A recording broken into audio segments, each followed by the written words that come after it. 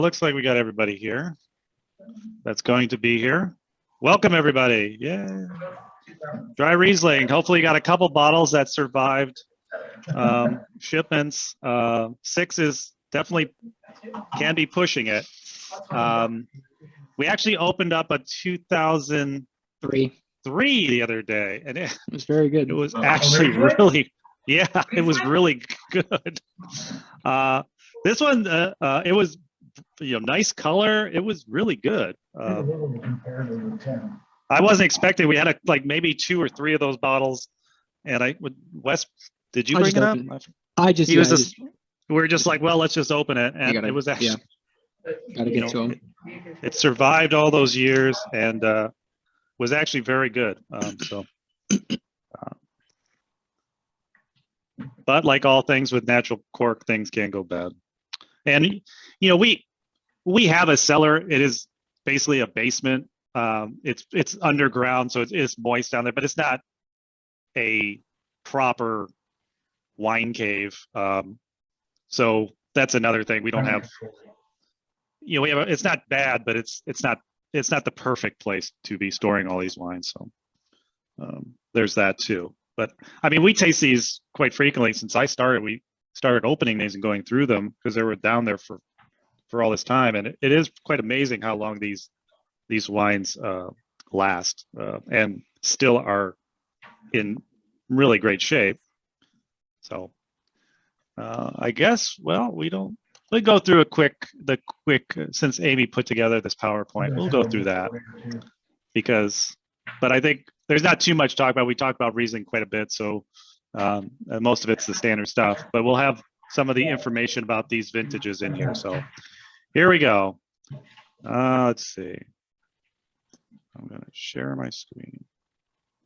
I can remember how to do it. Okay, here we go. There we go. Slideshow. Beautiful. Got it. From beginning. Here we are. Da, da, da, da, da. Dry Riesling. Okay. And here we go. Riesling. A little more back to what we mostly know here. This one definitely has that sort of, just starting with the first one here. I'm going to start with the 6. So we'll go to that one first. Common flavors. This one definitely going on the more honeyed beeswax, honeycomb gingery thing with this age on it. First introduced to Atwater in 1988. I'm not sure we have 9 acres anymore. I think we just pulled out an acre, 1.1 acres. So it's now 8.15. We pulled out our N7 block to renovate it and put in some drainage tile. So we're down an acre, sadly. There they are. Beautiful. I've got a couple berries that got some suntan here, these little browner ones here. It's definitely some 2020 fruit, I think. Yeah.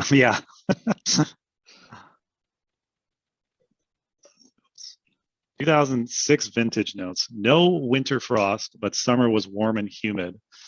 September turned cold and remained damp. Early fall lengthened harvest into October.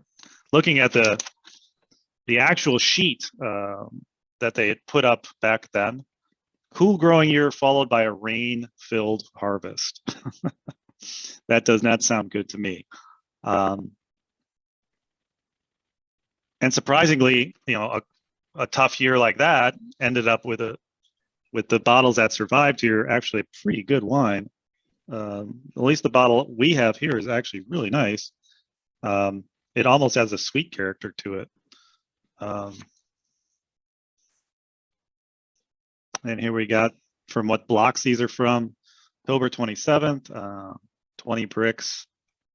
Our N7, which is the one we tore out.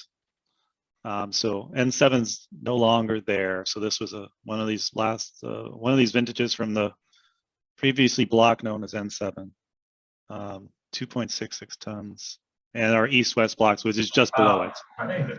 Hey, George. When Yeah. you're done with this, can you put the map of the blocks up? Because I got newbies here that are saying, what do you mean by blocks? Sure. Yeah, absolutely.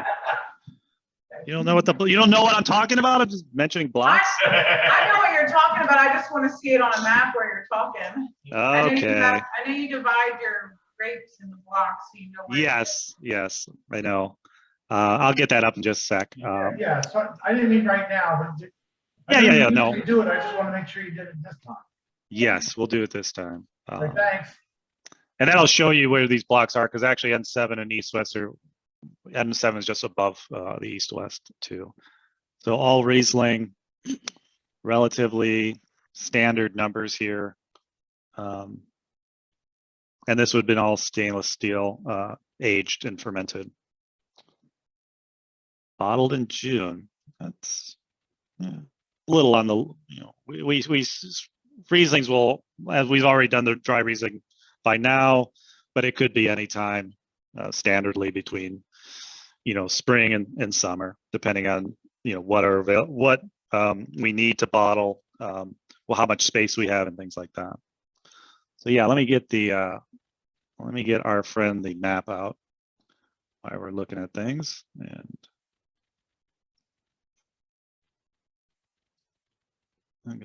here we are. See the map?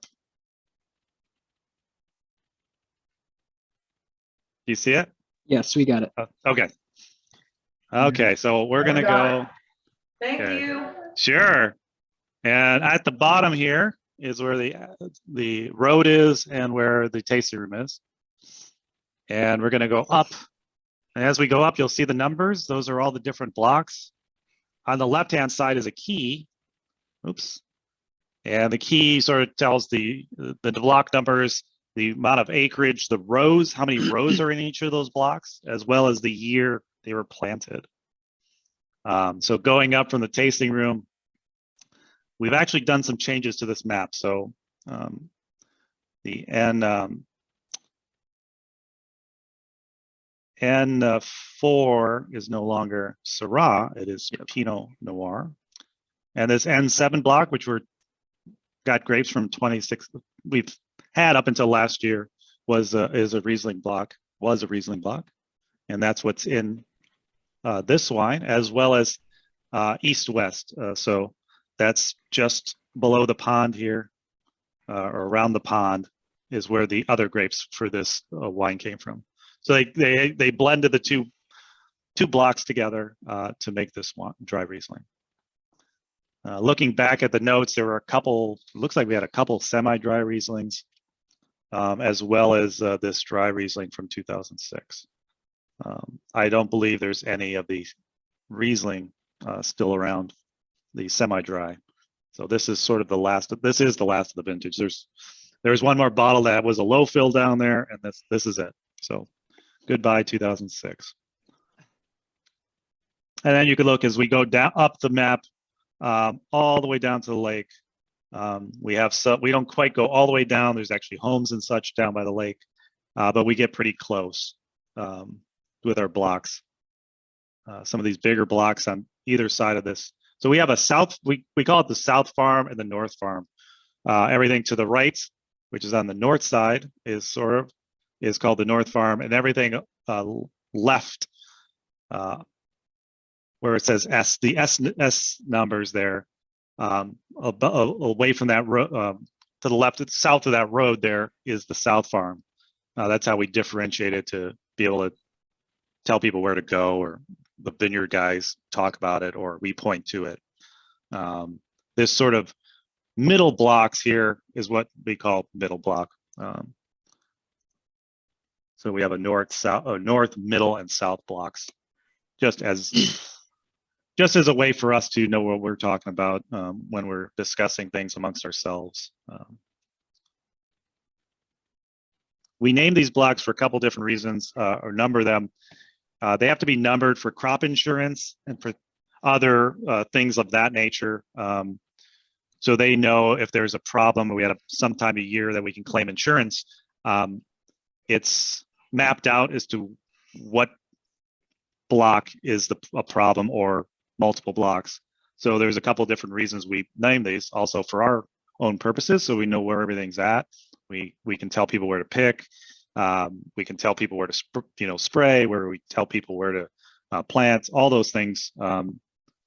those numbers help us to know where everything's at. And it looks cool on the map. And there'll be some more changes. We did a bunch of changes on these blocks, so you guys will see more as we get new maps. Apparently, they're doing a new. I called the county or the soil and water. They're going to be redoing the maps, so we'll get a new, fresh aerial map. They do it every so many years. I guess this fall they're going to be retaking these aerials, and we'll get a new map from them. So soil and water does a lot of things that we can call on them for, and they make these maps for us and update them for us. Any questions on the map? No map questions? I know it's so overwhelming. It's beautiful.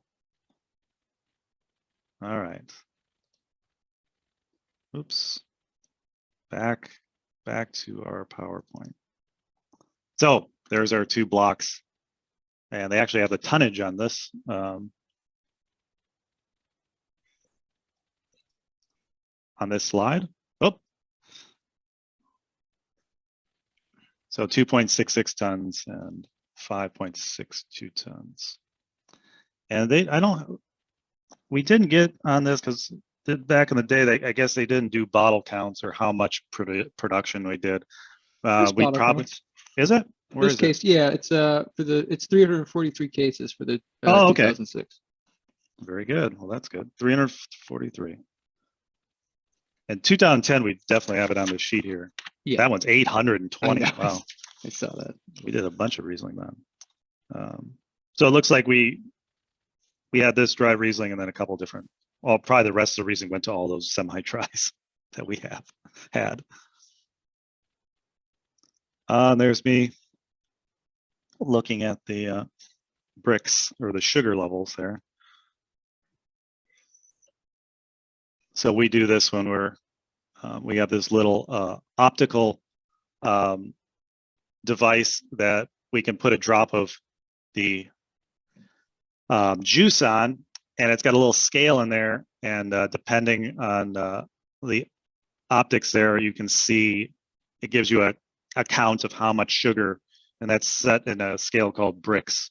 And depending on that that helps us judge the sweetness, and it also gives us an idea of how much alcohol is going to be in it.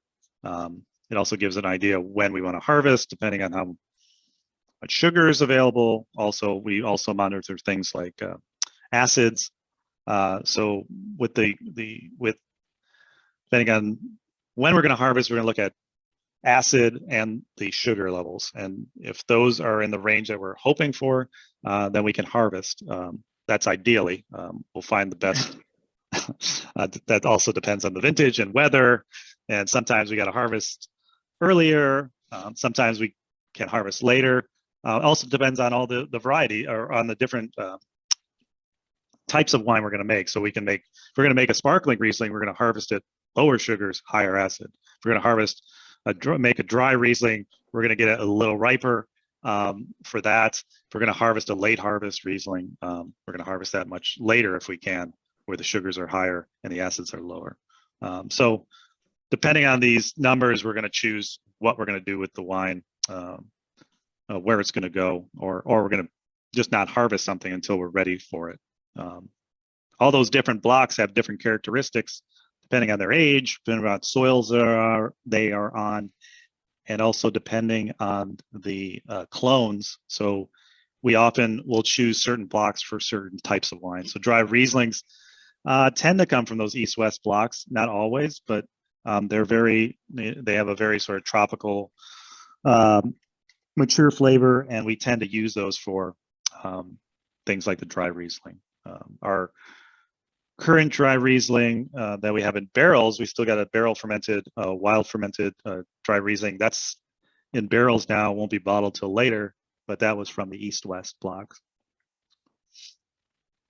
Our bubble this year was from the middle blocks, and the dry Riesling was from a couple different blocks, I believe. I can't remember. Oh, yeah, it was, S's. yeah. S7 and No, it was east west. It was a whole. It was kind of a Yeah. culmination of everything. Several blocks. Yeah. Yes. So it really depends on the vintage where we're going to choose those from, but they do have they do, each of those blocks have their own sort of identities that we refer to every year to help us figure out what's going to go where. I have a question. Yeah. Fairly-ish new member, so almost 2 years now. So, but like 2 years ago, I think you had like a specifically East-West Mhm. Riesling and a dry Riesling and a Yes. Riesling. Yes.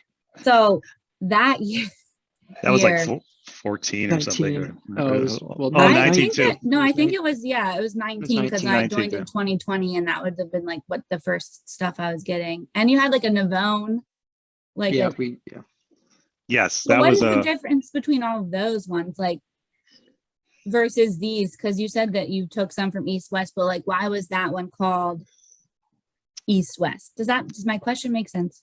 yes, it does. So those are the single vineyard, basically bottling. So it really depends on the vintage and what we have available. So if we harvested from, well, you always usually harvest, not always, but for the most part, we'll harvest a day, a certain block.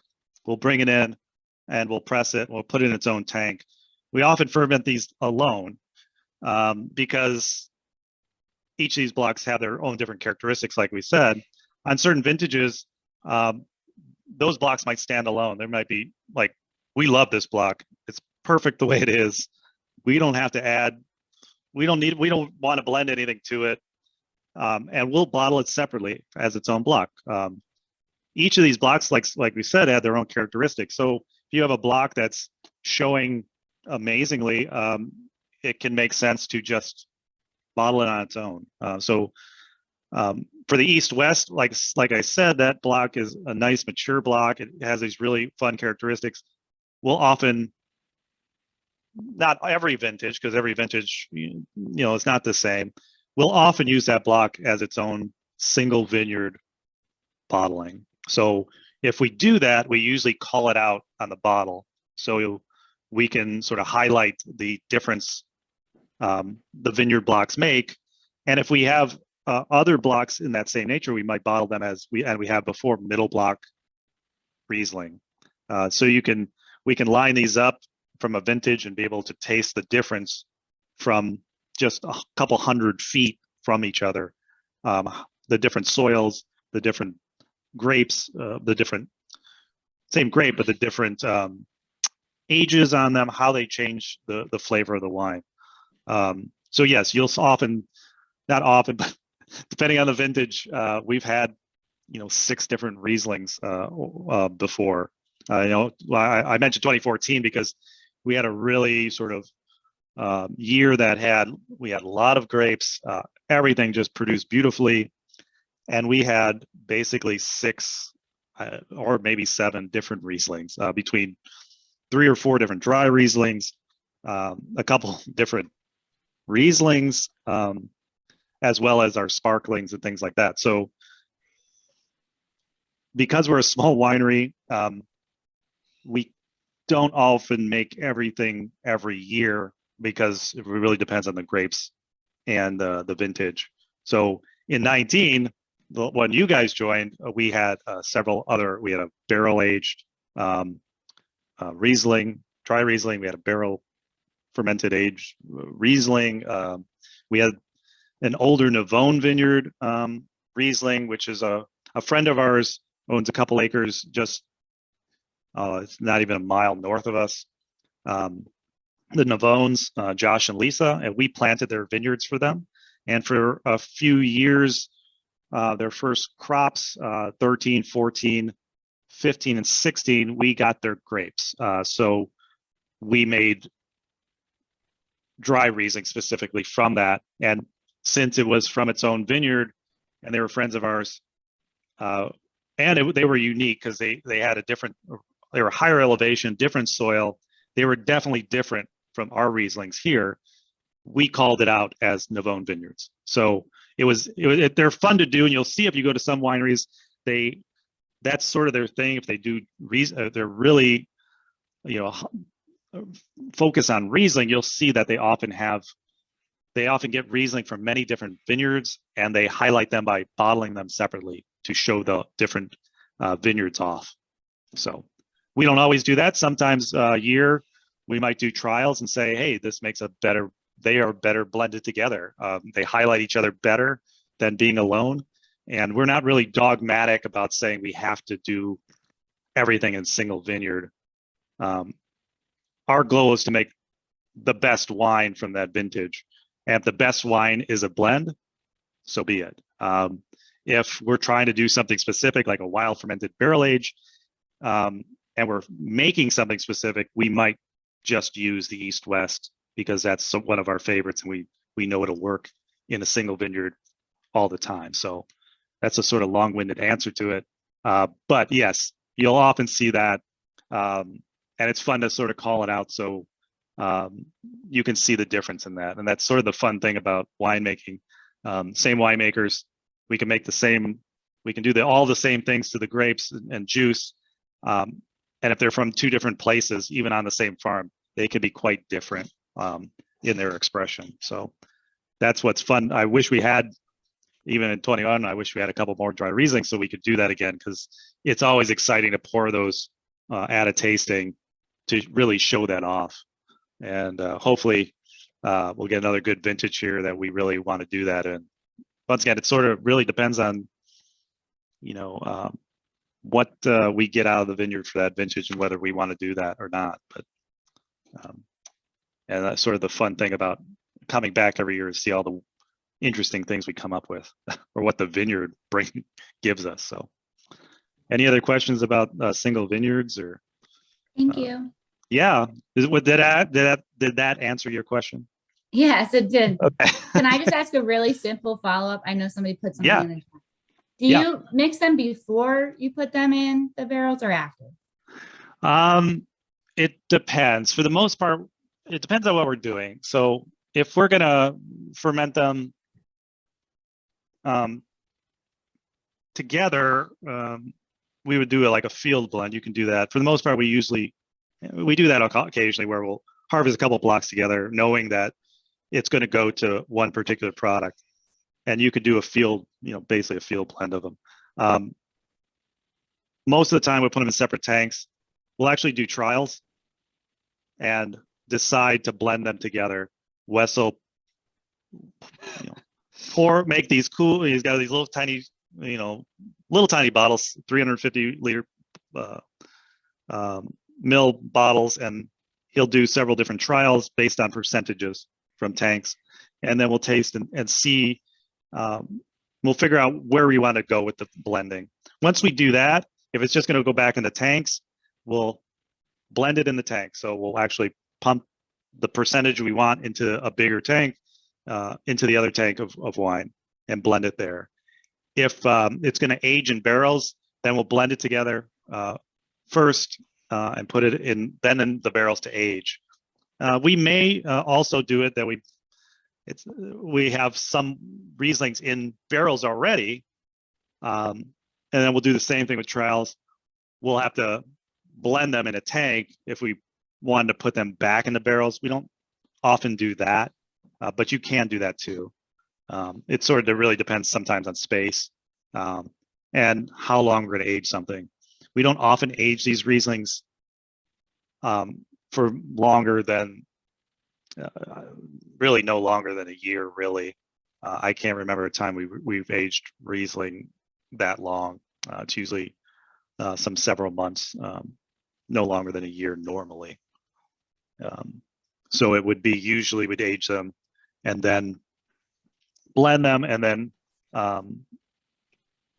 get them ready for bottling.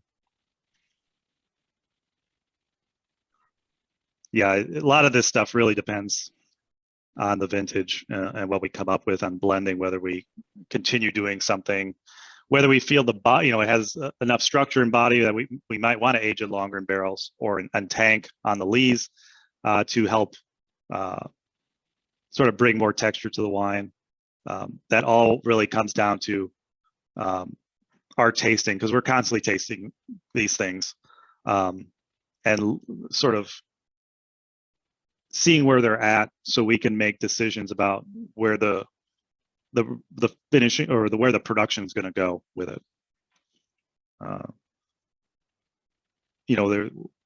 This year, if you were at some of the other Riesling ones, or the last wine club, we talked about the or the bubble Riesling, and that one had really high acidity and low sugars, and it really made sense that it went into the bubble Riesling, which was a perfect place to put.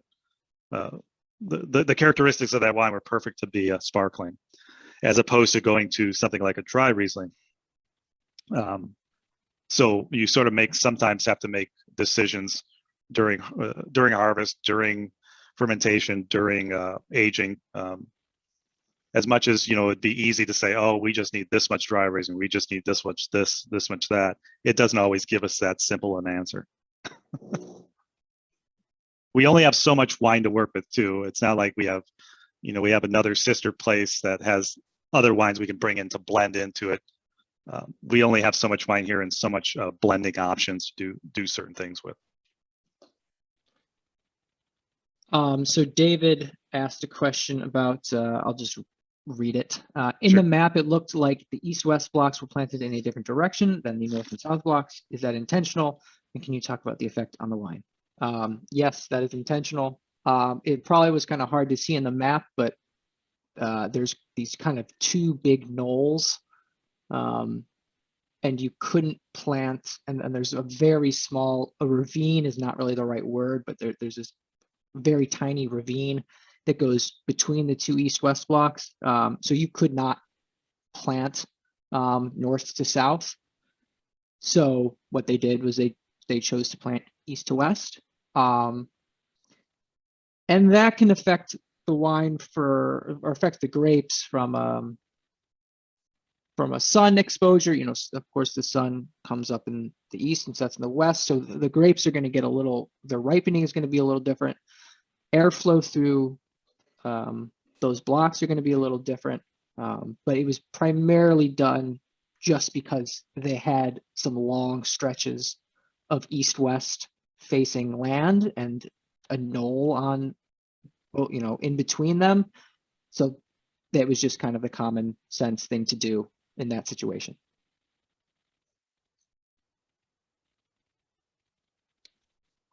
Yeah, that's always an interesting thing to look at on the map, and just that was just practicality there. Yes. Most of the time we're going to go north south. You'll see a lot, not everywhere. Next door, our neighbors did the same thing. They did the east west on a bunch of theirs. Yeah, long blocks. I mean, for harvesting, it's easier. There's less turns. Moving a big harvester or moving machinery around, tight turns is difficult. Also, depending on the slope of a vineyard, driving down might be a problem. It might be better to go, north south as opposed to like flying down a long on a tractor going down a long steep decline. So there's some practicality there with being able to access steeper vineyards. Some vineyards around the world you can't access equipment at all. It's all going to be hand and carried on backs and stuff like that because they're so steep. There's vineyards around here that are very steep and you can't get equipment down. So some plantings are done in certain ways, not only for ideal conditions, but also just practicality. You're just not going to be able to do it any other way. We have a good, nice slope. It's not too steep. It's not flat. It's really nice slope. It's that drains right down to the lake really nicely. We got a couple steep areas, and we have lost a tractor to some of the little crevices there. We won't name names as who's dropped those into those, but it can happen.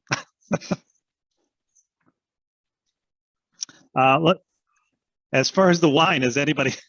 We haven't really spoke to this wine itself. Anybody got some tasting comments to talk about, things you're tasting, things that surprised you or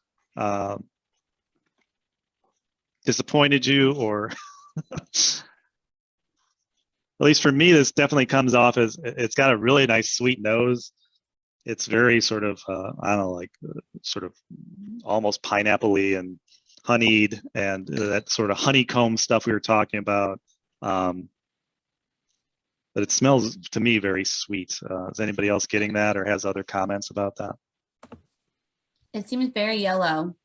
Very compared yellow. To the other Yeah. one, unless that's just mine, but Nope.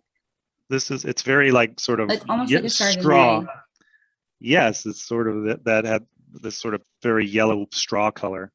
Is there a reason? Vintage, but also age. Any other things, Wes, you can think of that cause color Yeah, variation? I think that's really age. Yeah. I think the 2010 is back to a conglomerate cork, or at least it is. I guess it's 4 years younger, but it definitely seems like it has been exposed to far less oxygen than the 2006. So yeah, I would say color, or sorry, age is affecting the color primarily Yeah. in this case. But as far as notes, I thought I got a lot of kind of beeswax, honey. There's like some mango. There's some floral jasmine type of thing going on.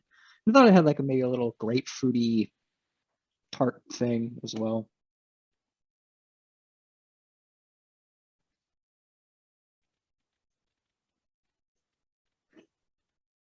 It went pretty well with this goat cheese I had. I stole some cheese from the tasting room. Good. Some of that gold, Cayuga gold. Yeah, Cayuga Gold. went pretty Yeah, well. With that. something usually this dark and rich in color, you kind of really expect like a late harvest. So you're almost expecting, your eyes expecting something to be super sweet, which it's obviously not. But yeah, the straw and the honeycomb is definitely present. Yeah, it's neat to, color. It's funny, you talk about that with other things. They do all these sensory things, not just in wine, other places, but how much color affects how you think of things and how much and what you're tasting too.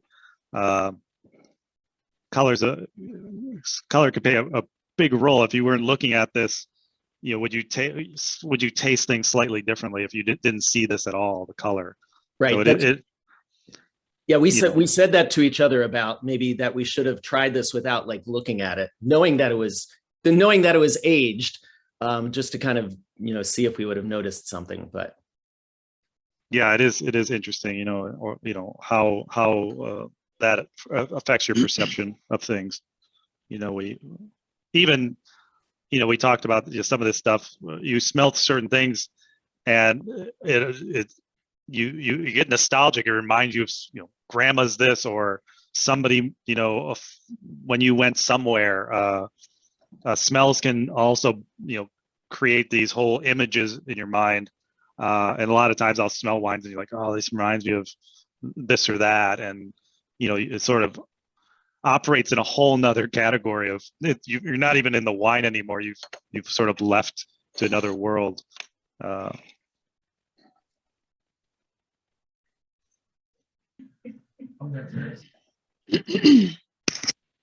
right. Any more questions about this wine?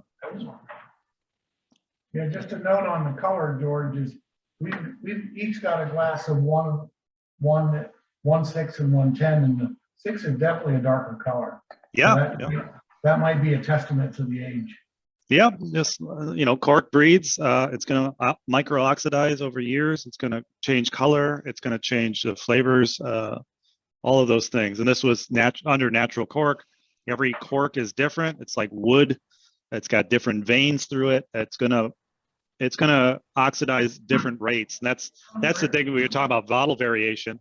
Going back to that, you could, the longer these wines age and bottle, the more they're going to vary from each other, just based on cork alone, or what happened before you bottled it.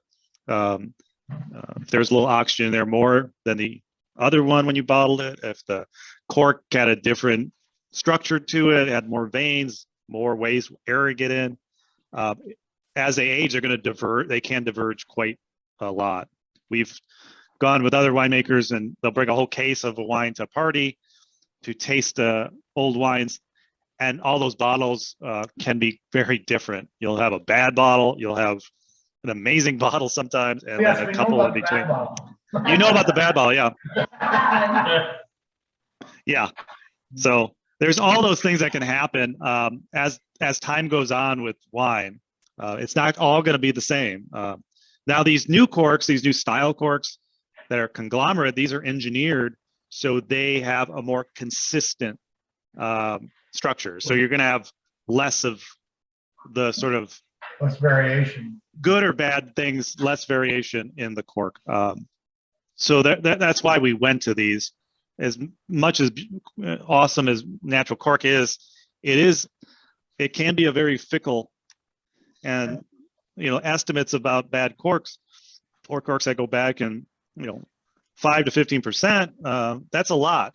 No other industry would stand for such things, but our nostalgia, what we expect from a wine bottle is so ingrained in us. Wow. It's tough to get rid of that. I mean, you see more places going to cork or twist bottles. That was seen as cheap. So even though sometimes those are better in some regards, most wine producers didn't use them early because they were still being sort of experimented with. But also, when you saw that on a bottle, you wouldn't think that that's going to be a great wine. You think, oh, that's a cheap bottle of wine.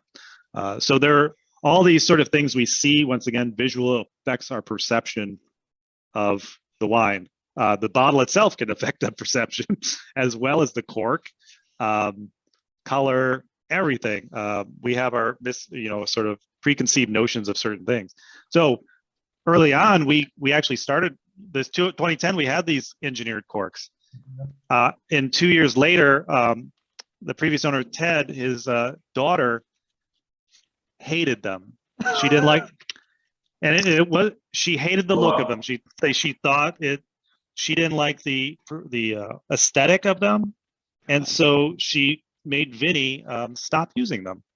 And we went back to natural cork. Vinny at Billsboro never changed, and during those years in 14 and stuff, we had the same issues we were having before with various percentages of bad cork. It wasn't until we changed back that we had less of those issues.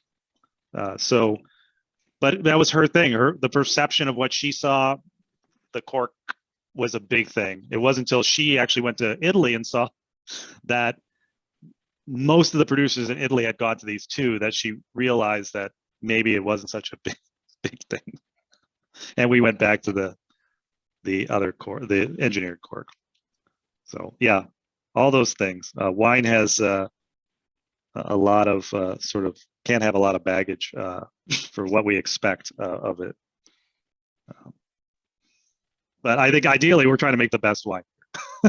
And if we could have, there's less issues with it, then, the closure is a big deal.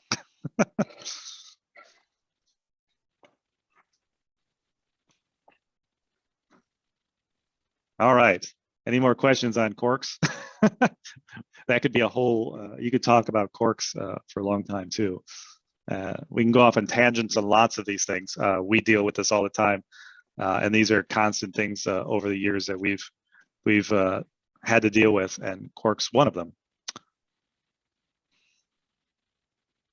All right.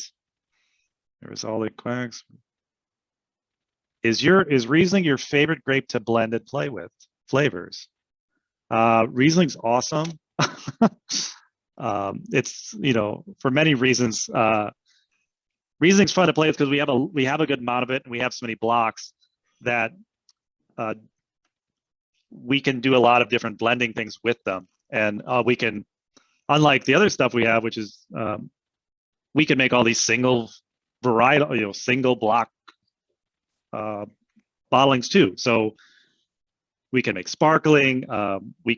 Riesling is a really dynamic grape. There's a whole bunch of things you can do with it, and we have done just about everything with it.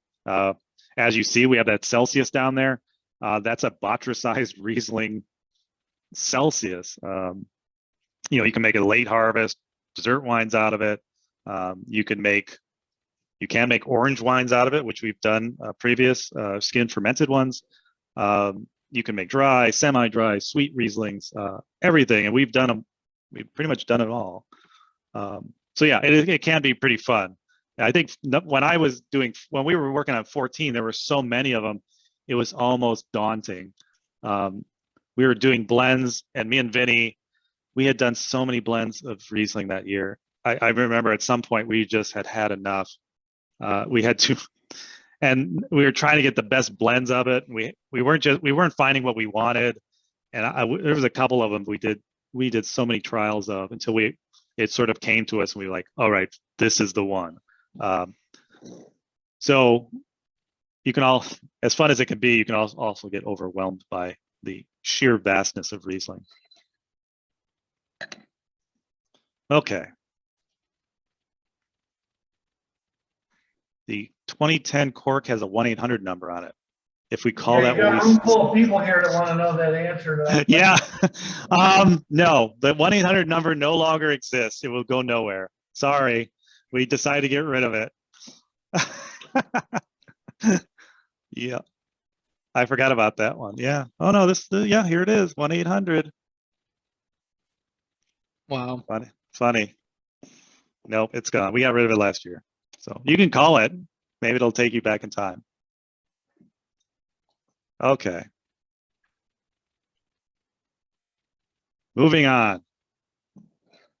2010. Switch my bottles here. My glasses. I guess what's fun about doing these too is we've tasted these occasionally off and on. But we haven't spent a lot of time with these either. So we're sort of really sitting with these for the first time in a long time too. So it's fun. It's always fun for us to do these vintage ones to see, sort of experience it with you guys too. So, all right, 2010 vintage notes. Generally both warm and dry. Experienced some late season rain, so we don't like that. Thanks to warmer than usual temperatures, the growing season got off to an early start and ran 2 weeks ahead of schedule all season long. Tropical storm Nicole dumped several inches of rain overnight on September 30th. That sounds awful. Warm, sunny weather returned by mid-October. Okay. So typical Finger Lakes situation, it looks like. Lots of things that would scare the hell out of the winemakers and the growers happening. But I think overall it was not too bad a year. I wasn't here, so neither was I. Actually, Vinny, if he was here, would probably have a much, whether he couldn't make it, but he would probably, often remembers this. We were joking because we were looking for some numbers for this 2006 Riesling. They were missing on the sheet we had. And so I actually went through the files, and at the end I found the 2006, and Vinny's been here since 2000. So I pulled out his vintage notes, and they look exactly, it's the same paper, it's the same form, it's all handwritten, and it looks exactly like the ones we just did in 2021. So nothing Vinny does has changed in 20 years. Nothing has changed. So it was fun to look at some really old stuff from when Vinny was just a young boy. He hasn't changed any. Young boy.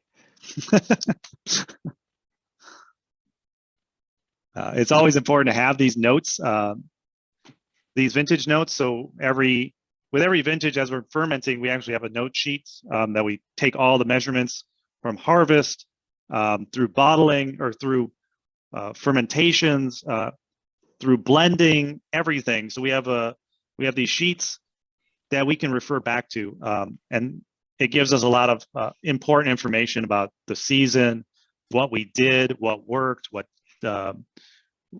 little things that we would forget if we didn't write this stuff down, and can be very important for future winemaking. So we often refer to these fermentation notes, vintage notes for other things, or sometimes we're just curious, like, hey, what?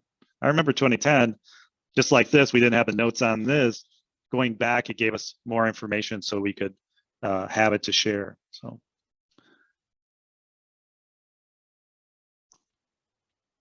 Oh, looks like there's Wes in the field there. Amy sort of peppers these. I think she takes pictures and puts them in categories. I think it could have been a Riesling category that she had some pictures of Wes in the Riesling blogs. I actually think that not to ruin, we can pretend that that's Riesling. I Is actually it? think that's a Syrah. Is it?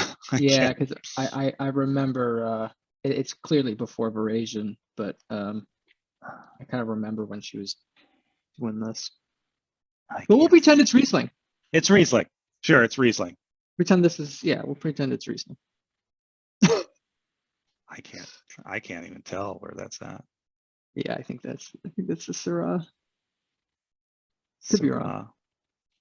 Syrah would be nice to add some Syrah after this. Okay, so we have here now. This definitely has a higher acidity. pH was not too far off. Slightly lower alcohol from the 2006. And this one was aged in barrels. So this is different than our 2006 friend. I can't say we often do them in barrels. Since I started here, it used to be more of a sort of small batch thing, like the Navones were often in barrels to have a sort of different Riesling. But it looks like for the 2010, they actually did age it for a couple months 4 months in American oak barrels. So these would have been older barrels. Oops.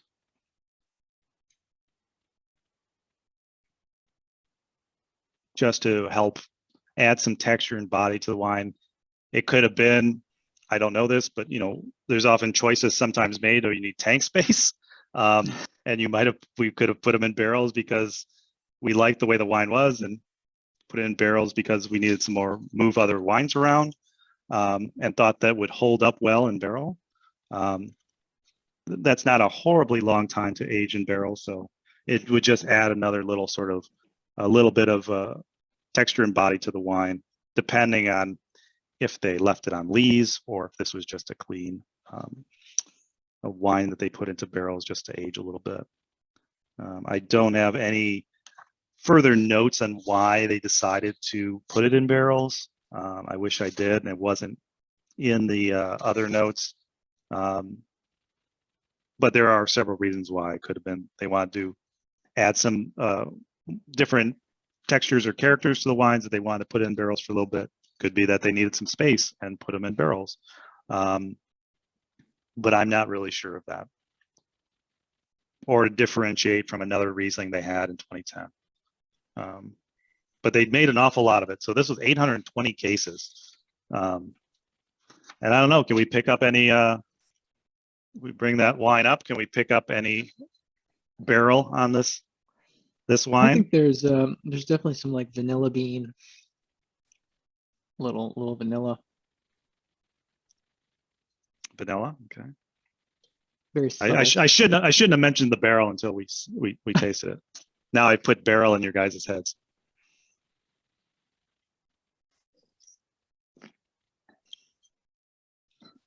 So this is a much different wine than the 2006. We have one person here, not me, that gets strawberry out of it. Strawberry? Sure. Yeah. I'll often get like early on in the fermentations. It seems like in tank, there often is, at least for me out, there's like some red fruits There's in some- some of these. yeah. Like cherries or strawberries. It seems to blow off for the most part by the time you bottle and stuff, but it doesn't always. I think there's always sometimes a little red fruit that can be part of it. Yeah, we said it's a little tart and like a lime kind of a Mhm. taste note to it. It's like tangy. I Yeah. agree. Yeah. It's tart. Yeah. The acid's a lot higher on this one. It's Then definitely more 9.7. crisp than the 2006 for sure. Yeah. And we just talked about cork. Yeah. It is younger, however, it definitely probably had a different, it didn't have as much oxidation. The acid is higher. Higher acidity is going to help, lengthen the aging too. So it is very interesting. It's definitely, a lot more tangy. Once again, that higher acidity. It almost is sort of like, it's like very limey and pH tangy. is very similar, but yeah, the acidity was different. Yeah, the acidity was almost a whole gram Full more. gram. Yeah. So that's a good amount. pHs were not too far off. You know, it was 7. The 06 was 8. Yeah, 8. And I don't really have notes on as far as the blocks or anything for this one. Let's see, I don't see anything. Yeah, I They- couldn't find any. They harvested 2 different times for this. So one, they harvested on September 13th and September 27th. So they were actually, whether it's from 2 different blocks or not, it was harvested on 2 separate dates, more than 10 days from each other, 14 days. So September 13th and September 27th, September 13th. Well, I guess they said it was a couple weeks ahead. 18 bricks and then 21 bricks. It kind of looks like they were picking for traditional method and then changed their mind. It could have been, yeah. Or I don't know if there was any of the sparkling from 2010 has Riesling in it, and maybe they didn't like the blend, and they had It could- leftover Riesling. Yeah, where's Vinny? Gotta talk to him about this.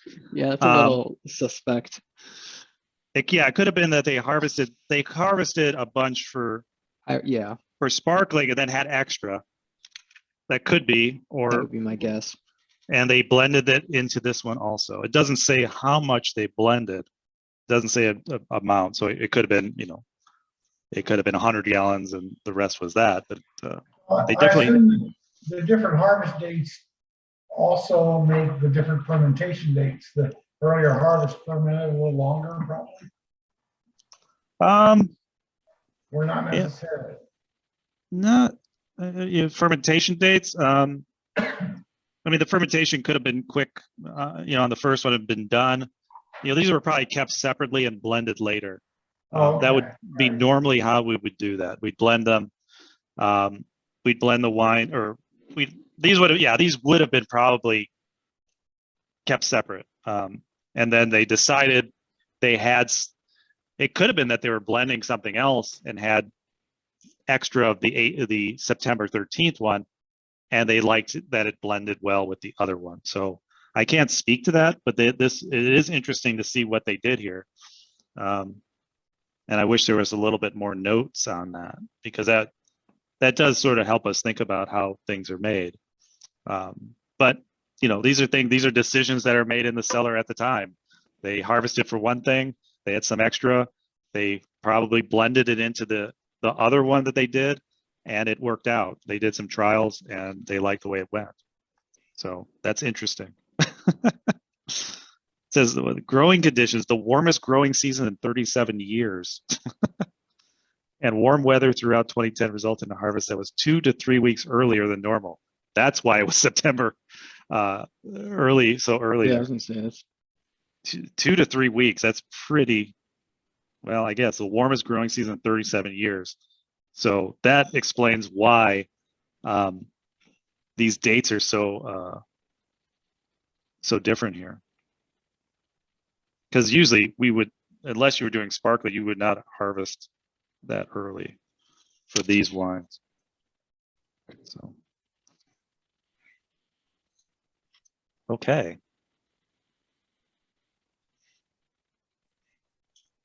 1821. Oops. Bottling in March. So this was an earlier bottling, so it wasn't too long, where the other one was in June or something like that. That's typically how we would do it in those time frames, depending on what we need it in. We'll make decisions. There's only so many of us, and there's only so much time.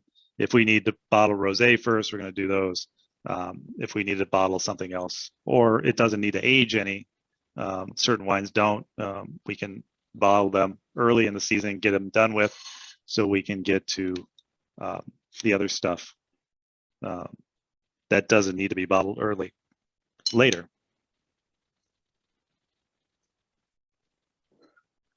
Does anyone have favorites on these two?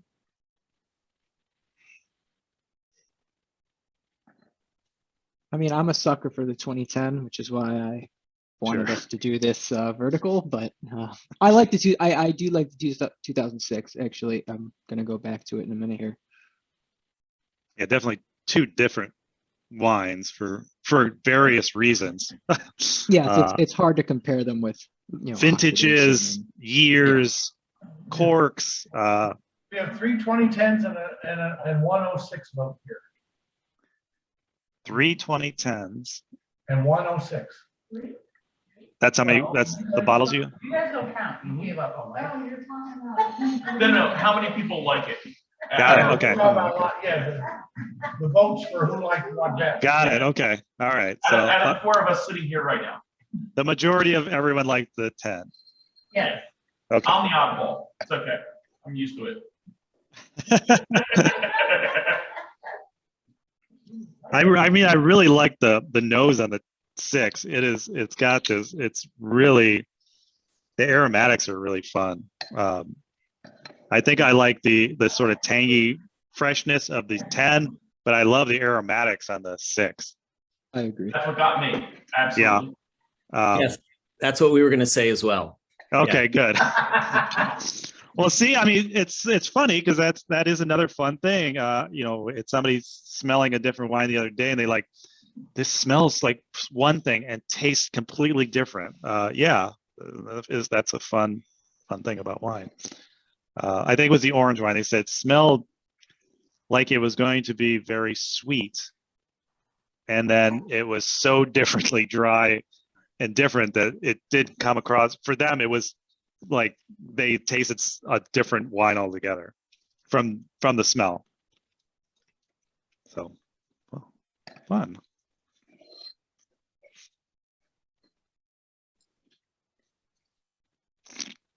All right. Any other questions on that wine? Wes, you had something to say? Oh, I was just going to answer a question from Sean and Ted. Yeah. They're asking, do you have your eyes on growing different varietals? Climate change have any impact? Wes, you can answer. Yeah, sure. We just got our first crop off of 2 new varietals for us. Those are Zweigelt, which is an Austrian varietal similar to Blaufränkisch, and Legrine, which is a northern Italian varietal, which is, I'm trying to think of something to compare it to. It's kind of like a denser Pinot. It's kind of got higher acid, similar dark fruit flavors, cherry-like aromas to kind of similar to Pinot. It's like maybe like I don't know. I can't really compare it to anything we have. It's very good though. We were very happy with it. The Legrine. This year we turned it into rosé, both in a still form as well as a pet nat, and we blended that Legrine with the Zweigelt. It was the first crop we got, so it's kind of like a thing we do for the first crop of a red grape. You usually make a rosé out of it. You don't have to, but that's what we chose to do. And I guess as far as other varietals, I was really happy with Lagrein. I hope we plant some more. I mean, we'll see this year. We already hopefully gonna ordered it. Did we really? Yeah, it's coming next year. How many acres or how much? I think it's another 1.1 or something. Awesome. That's great. No, that's fantastic. Yeah, I'm very happy with the Lagrein. We're gonna make some barrel aged red, full on skin macerated red wine. Put it in barrels, and we'll see how that goes. But I have very high hopes for that. It showed very good resistance to the disease from 2021. The Zweigelt, not so much. The birds loved it, and it liked to rot. So we'll see what happens to the Zweigelt. But as far as any other varieties, I don't really know off the top of my head that we'd be planting in Atwater. I can't really think of anything. I mean, climate change. We already have varietals that are really would benefit from climate change, assuming that it got warmer, which it looks like it's going to do. So all of our reds, Syrah, I mean, all of our reds will benefit, hopefully, so long as the rain doesn't continue. If we get another vintage like 2021, we're gonna have a lot of problems. You're gonna be seeing a lot of rosé from us, and not a lot of red wine. So we'll see. We'll deal with that challenge if it is persistent. Yeah, I think Lagrein.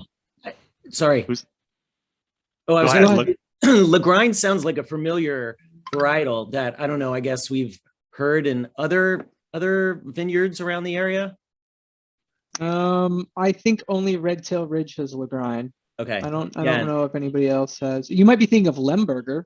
No, yeah, it's No? Okay. and yeah, Zweigelt. There is Zweigelt. So There is some Zweigelt for sure. There's Zweigelt. There's been Right. more of that planted, but I think we're only the second ones around here that have Lagrein. We're red tail fans too, so Okay. Yeah, they have Lagrein. we're Yeah. fans of Nancy over there. So Yeah. It's hard They- not to be. They have Teraldigo. They have a couple of interesting ones. We actually talked to her before we planted Lagrein, because once again, you want to see how it did for everybody else. If there's only one person that's planted it, it's good to hear what their experience was. If it was like, oh my God, don't do it, then maybe you don't do it.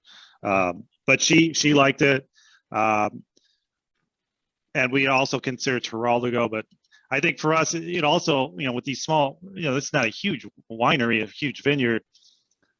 You also want to be careful not to plant so many things that it's just too much. You want to start focusing a little bit. So we've pulled back on a lot of the sort of hybrids and things that weren't really the best for our portfolio.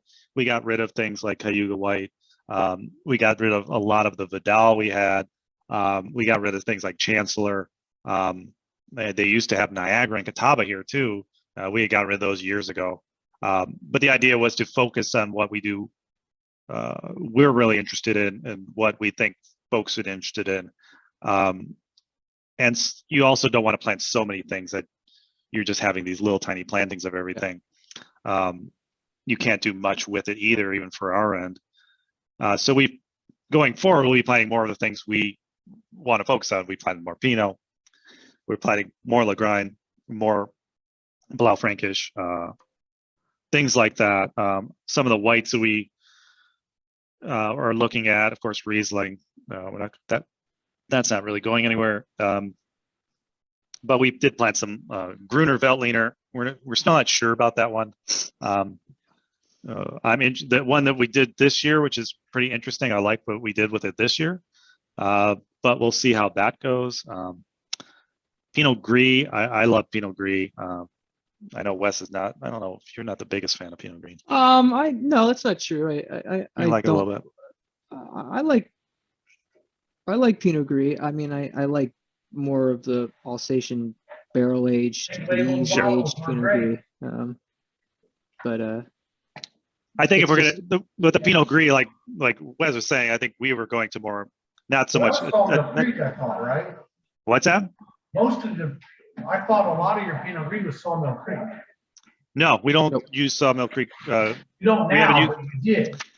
Many before ours was ready because we planted it. We were making Pinot Gris from Sawmill Creek and from another place for years until we planted till ours came in basically. And then once ours came in, we were getting all ours. So it's been some years. I think the last of that was, gosh, was that 14 or 15? Yeah, I think it's or- 14 or something, because I thought the Pinot Gris was planted in like 11 or 10 Yeah, or 12 so I or think something. 14 might have been the last from Sawmill Creek. It's been Atwater since. I like it. I think like Wes, I like the Alsatian style. I like the barrel aged. I like the heavier style as opposed to that sort of very Italian Pinot Grigio style. So I think going forward, our Pinot Gris are going to be more, and they have been since 18, more of the Alsatian heavier style, less of the sort of really high acidic, really bright style, a little bit more of the sort of bodied style that we're interested in making. I like the other style too, but I think I like the ageability. I like the character of I like Pinot Gris. I just like it, and I think it's really interesting to do some more work with it as opposed to just making a really bright acidic style that you bring out for spring and it's done. I like the ageability of Pinot Gris can be nicely aged, and it can be a pretty dynamic wine depending on how you work with it. So I think if going forward, you'll see more of that from us as opposed to the other style. I'll read this one out. Could you speak to the ageability of dry Riesling? I once had a 32-year-old Auslese. Auslese. Oh man, I got to put my glasses back on. Auslese, that was fantastic, but it had a benefit of sugar to balance the acidity. What characteristics of dry Riesling vintage make it more likely to hold up? Wes, go ahead. I was going to say, you can look, if you have the pamphlet in front of you, Rob, or anybody else, you can go see the pH. The pH is close to 3. That is pretty low. That will help significantly to deter against oxygen, as well as your acidity. Having higher acid will also deter oxygen, therefore making it more ageable. So I would say cooler vintages will age better than warmer ones for that, for the reason that the pH will be higher in a warmer vintage and the acid will be lower in a warmer vintage, whereas in a cooler region or cooler vintage, your pH will most likely be lower and your acidity will be higher. And sugar, although these are, you asked about dry Rieslings, of course, seems like you already know that sugar will also help a wine age and combat oxygen as well. Yeah, so cooler vintages will probably age better than warmer ones, although 2010 was very warm, so that's kind of a little contradictory. But the pH, again, the pH is low and the acid is high. If you pick earlier, you'll have higher acidity and lower pH. So even in a warm vintage, you can have Rieslings that will age longer or age well. So fast follow-up, does that mean we should drink up our 2020s? No, definitely not. I don't know the technical numbers on those, but they're probably not that far off. The pH is probably around 3.2, 3.3. That's still pretty low. No, I would say any Rieslings, dry Rieslings, or any other Riesling from Atwater, I would say between age 5 to 10 years is probably your limit. I think, these wines prove that. I mean, 10's being a little maybe conservative. They can last longer than that. And like George said earlier, we had a 2003, I think last week, and it tasted great. So it kind of depends on the producer. I would actually even go ahead and say that the producer trumps the vintage. because they'll most likely try to stick to their style and what they know, and they'll in a warm year, we don't want a Riesling to necessarily get to 22, 23, 24 bricks in like say 2020. So we'll pick it when we feel that it's right, no matter what the vintage is. And that will most likely always be retaining the acidity and keeping the pH on the lower side. Great, thank you. You are welcome. Older vignoles. Sarah and Steve had an older vignoles. What? How old are vignoles? Is it like the 14 or something? When I say older, it just had the Oh, I see. flowers. The old Oh, okay. label, Oh, the old label. Okay. the It's cursed not that label. old. It's probably, I don't know, not that old. Well, I guess the 19 would But I have that. haven't seen one in a while. I haven't seen a Vignoles in a while. We had 19. We had What's the current- 2020. Oh yeah. Then So maybe that's I- what okay. Might have been 2020. 2020 is the one I think we're on. Yeah, it's just a different label though. Yeah, it's a different label. Then I so did that- not have that one. We did not So have that. the 19 was the last with that label. Okay, then we have um, 19. But I think there was another vintage before that. And then the reverse. The revert, yeah. How Yeah. do you say that? How do you say it? I think it's reverts. reverts. Yeah, with a V, reverts. Reverts. Reverts. We have one of those too. Is that like similar to a Gewürztraminer? It is Right. a Riesling and Gewürztraminer blend. Oh, Came up with makes the sense. funny name. What do you call it? I was just at Hector Wine Company, and they have this Sauv Blanc Riesling blend. They called it Sauvling. Sauvling. So we basically did the same thing. We had Ted, the previous owner. We had this blend of Riesling and Gewürz. He called it Reverts. Hector Wine Company made a Sauvling, which is Sauv Blanc and Riesling. So fun names to make a blend that you might like. So we made that for several years. Basically, dependent on what we had from the vintage. If they had extra Riesling or extra Gewürz, and we had enough to make our varietals, they made reverts. The good thing about reverts was that you had the nice acidity of Riesling that sort of cut the really floral characteristic of Gewürz. So it used the two best characteristics of each grape and made a nice wine that people that don't normally like Gewürz liked reverts because it wasn't as floral. Now that acidity of Riesling lifted it up a little bit because Gewürz can be a little lower in acid and sort of oily in a way and very floral. So the Riesling, by adding the Riesling, it brightened it up and sort of tamped down that floral characteristic. And so it made a more accessible wine with some Gewürz in it. The good things about Gewürz without all the heaviness of it. So it was a fun wine. Will we do it again? I don't know. I know there's big fans of reverts out there, so I don't want to dash their hopes. We only get it shipped, so sometimes I order 12 instead of 6, and I just pick random ones, and that was one time. That was one of them. Okay, Yeah. No, I didn't know what it was, but I just ordered it. Okay, well, we had some vintage ones we just released. The last of it we just sold the last bottle of it the other day, which was the Reverts 16. So if you got it, try it. It's actually really good. I'm gonna go look.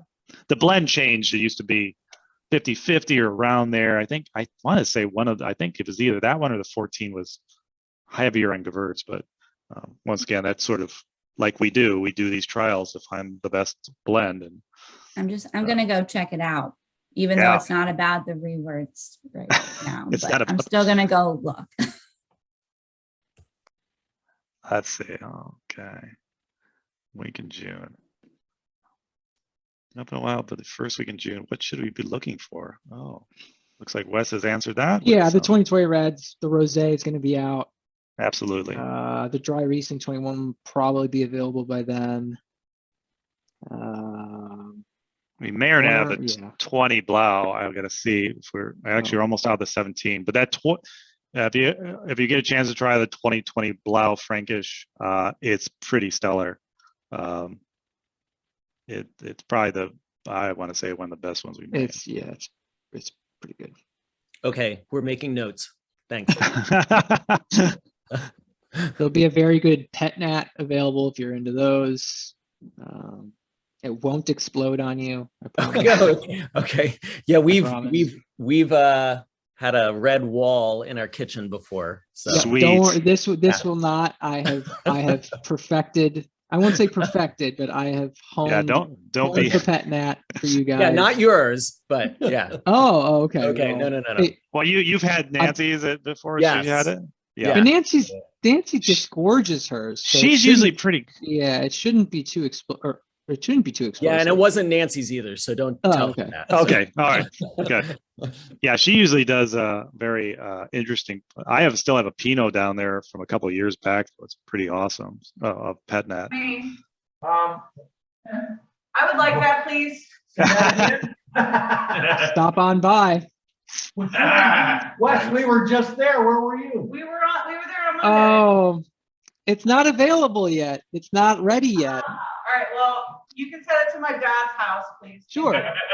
Paul, order someone it's available. It'll be a couple of months. Oh, trust me. And they won't explode. I promise. As long as it's Yay. cold. As long as it's cold, it will not explode. All right. Yeah, some people forget that you have to chill these things. Yes, chill them Chill. 24 hours in Watch it, advance. Wes, 'cause we saw George on Monday, but we didn't see you. I don't know where I was. Monday, I was probably in the cellar. Yeah, we opened up a bunch of this. Yeah, you guys went through a bunch of the wines. Okay, well, any other questions? I know it's already running pretty late. We'll I think a bunch is understating what we did. yeah, you guys got a lot of wine. I think you left out of here with 7 cases of wine, I think. Yeah. Yeah, but it wasn't 8, so you know. It wasn't 8, yes. Too much. You're right. I didn't think about that. But in fairness, one of those was an early pickup of my case club. That's right. You're right. Yeah, you're right. All right. I don't want to discourage you. You're welcome to buy 8 cases. Right? Don't want to discourage any of that. We have the 2016 reverts. Yep, that's the last. We just sold the last of it. So enjoy one of the last reverts bottles. Reverts. Well, W's are pronounced as V's in German. 19. All right. Anything else? Let you guys get back to your lives, back to finishing these 2 bottles of wine off, or for the Sutcliffes, 8 cases of wine, or whatever you guys got on Oh, the reason. it. No, that's only 8 for Atwater. You should see the rest of the places. Yeah. Yeah. You guys Oh, are boy, perfect. trader. We like Real? our wine. Hey, man, there's a lot of good producers around here. We were just trying a bunch of rosés today from a bunch of producers. So Yes, I love the rosés and the Pinot Noirs. Those are my- yes. We're talking about those Weigelt, and we're staying on Cuca Lake, as I told you Monday. Weiss over here has a Weigelt now. Yes. Yeah. Yeah. And I know they had a rosé they were talking about from yesterday too, Yes. with Had that. Weigelt. It's actually That's pretty Weigelt good. blend. Yeah. Okay, guys. Thank you so much. Yet Thanks, another George. one. Thank you, So- George. Thank you, Wes. George. Thank you, I Wes. think it'll be Thank a you for while to the coming. next one. I don't know when we're gonna do another one till like we get through some summer here, because I don't think anybody's want to be on That's Zoom true. during the summer. But we do have our You vineyard might be table getting to dinners, your busy season right about and I know Rob's already got tickets to the vineyard table.